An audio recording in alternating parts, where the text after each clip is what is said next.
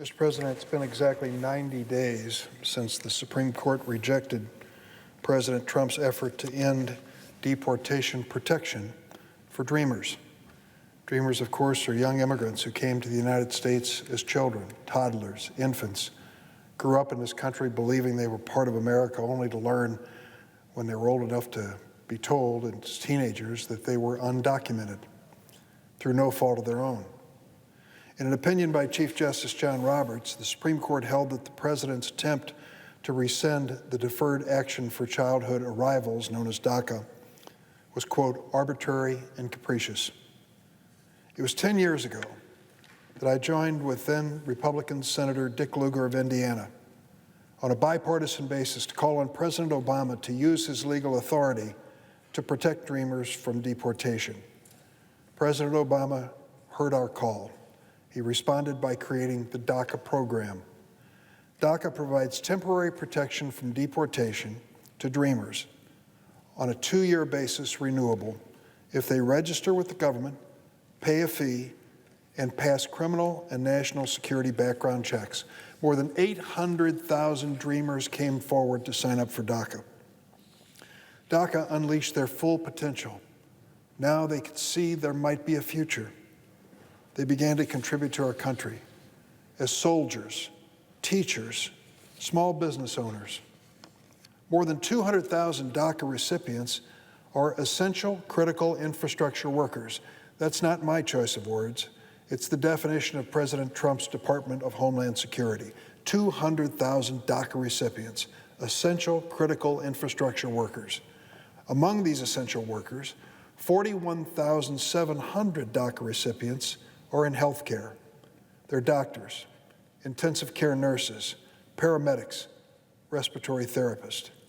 But despite this incredible story of these innocent children coming to the United States, not having a legal status in this country, for fear of deportation, still determined to be part of America's future, and the fact that they would serve our country as essential workers and healthcare workers, despite all of that, on September 5th, 2017, President Trump repealed DACA. Hundreds of thousands of Dreamers faced losing their work permits and being deported to countries they may not even remember. Federal courts stepped in, ordered the Trump administration to continue DACA for Dreamers who had already received this protection. However, Dreamers who had not already received DACA were blocked from applying for this protection for nearly 3 years while the case languished in court. The Center for American Progress estimates that approximately 300,000 Dreamers have been unable to apply for the program because the case was in court. On June 19th, the day after the Supreme Court rejected President Trump's repeal of DACA, I led a letter from 43 Democratic senators to the President. We called on the President to follow the law, to immediately comply with the Supreme Court's decision and reopen DACA for those who were eligible to apply. It's 3 months now. We haven't received any response from President Trump, and the Trump administration refuses to reopen DACA. In July, a federal judge issued an order for the Trump administration to begin receiving new applications for DACA. Instead, the acting, and let me underline, acting Department of Homeland Security Secretary Chad Wolf has issued a memo saying DHS will, quote, reject all initial requests for DACA. Let's be clear. The Supreme Court of the United States rejected President Trump's repeal of DACA. That means DACA returns to its original status, and the Trump administration, under the court order, must reopen the program, and they must do it now. Instead, Mr. Wolf is saying that DHS will turn away 300,000 applicants who are Dreamers and eligible for DACA, but have not had a chance to apply. It's important to note that the Nonpartisan Government Accountability Office has concluded that Acting Secretary Wolf is illegally serving. This calls into serious question any legal authority he claims to issue a memo refusing to reopen DACA. This administration, which is telling America they are dedicated to law and order, is in open defiance of the Supreme Court. The stakes are high, both for the rule of law and, just as important, the lives of dreamers. To ignore this is to ignore a legitimate order of the highest court in the land. Republicans and Democrats in Congress should come together to compel this president to follow the law and immediately comply with the Supreme Court's mandate. June 4th last year, the House of Representatives passed H.R. 6, the Dream and Promise Act.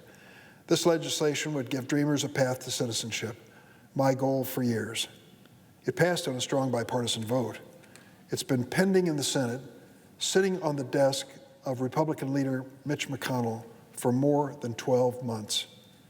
On June 19th, the day after the Supreme Court decision, I sent a letter, again signed by all 47 Democrats, calling on Senator McConnell to immediately give us a vote on the Dream and Promise Act. It's been 3 months, still no reply. The Dream and Promise Act also would provide a path to citizenship to 400,000 immigrants who've been living in the United States under temporary protected status. More than 90% of them are originally from El Salvador, Honduras, and Haiti. Most have lived in the United States for over 20 years. As with Daca, TPS recipients must register with the government, pay a fee, and clear criminal and national security background checks. Like Daca recipients, TPS recipients are making important contributions to America. More than 130,000 TPS holders are essential, critical infrastructure workers. 11,600 are healthcare workers. My friend and the senator from Arkansas just came to the floor and laud our healthcare heroes across America in the midst of this pandemic. I've given that same speech. I think we all have, and we mean it. But do you ever stop and think how many of those healthcare workers are DACA recipients, dreamers, TPS holders, so-called immigrants that we want to reject and remove from this country? We praise them on one hand, we tell them to get the heck out of the United States on the other. How can that be consistent? 2 years ago, I negotiated bipartisan legislation with a path to citizenship for DACA and TPS recipients. President Trump profanely dismissed our bill in an Oval Office meeting that has now become infamous. Instead, the president is trying to rescind TPS protections and deport hundreds of thousands of immigrants from our country. A federal judge concluded that the president broke the law and blocked his effort to end TPS earlier this week in a divided decision. 2 Republican-appointed judges ruled the other way and lifted the injunction. This decision makes it even more important that the Senate immediately consider the Dream and Promise Act. Over the years, since I introduced the DREAM Act, I decided that the only way to tell the story of this bill was to tell the story of the dreamers. I've come to the floor 125 times to tell those stories. Today, 126. I want to tell you the story of these 2 people. Start with Esmeralda Tovar Mora. In this photo, she's with her husband, who I'll talk about more in just a moment.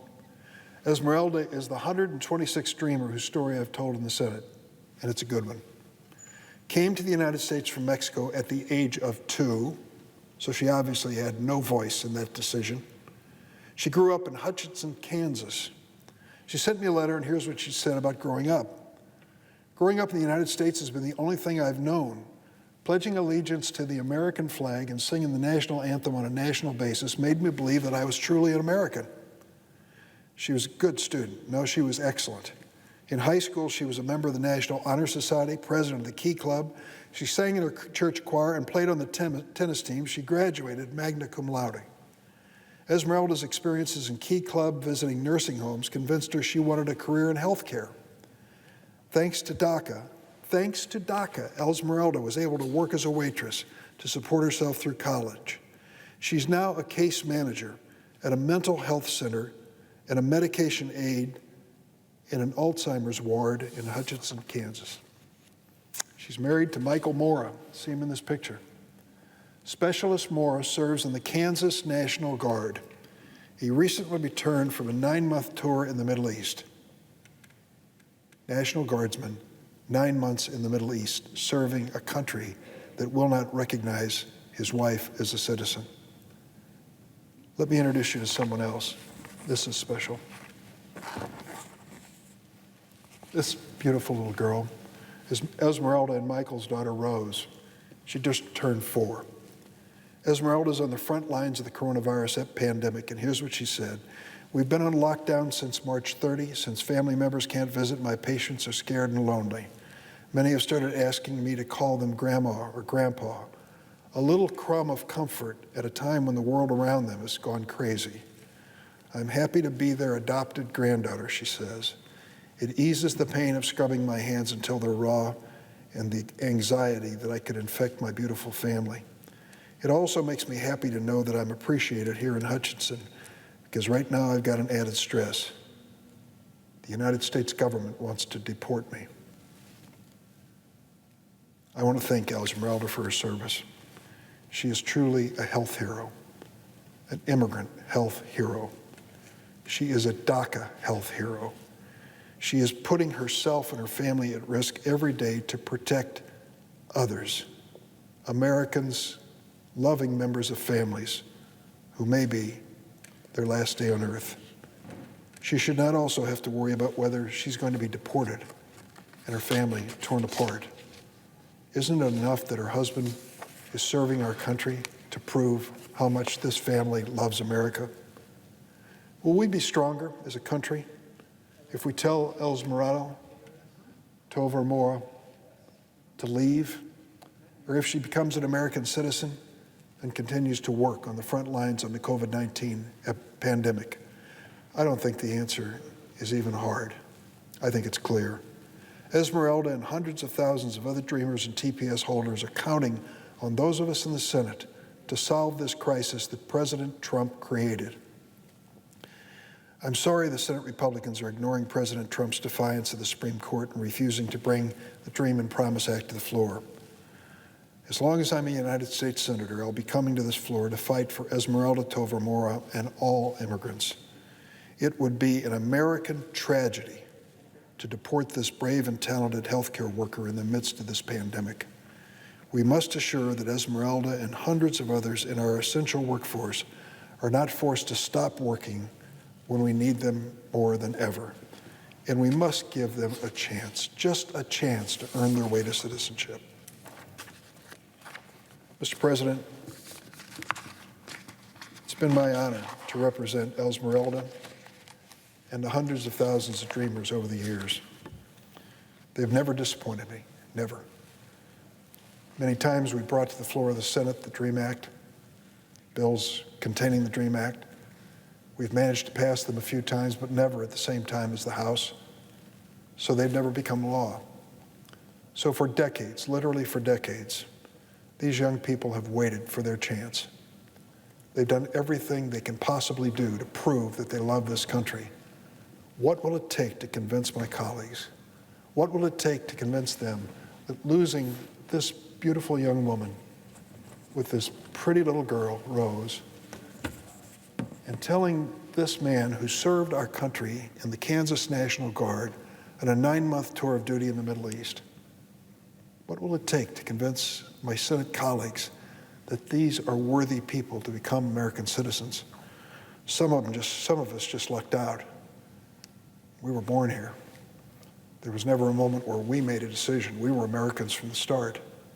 But for others, they've had to prove their way into this country. Hasn't this wonderful young woman proven her way into America? Hasn't she told us why she should be given the right to become a great honor, a citizen of the United States of America? I yield the floor. Suggest the absence of a quorum.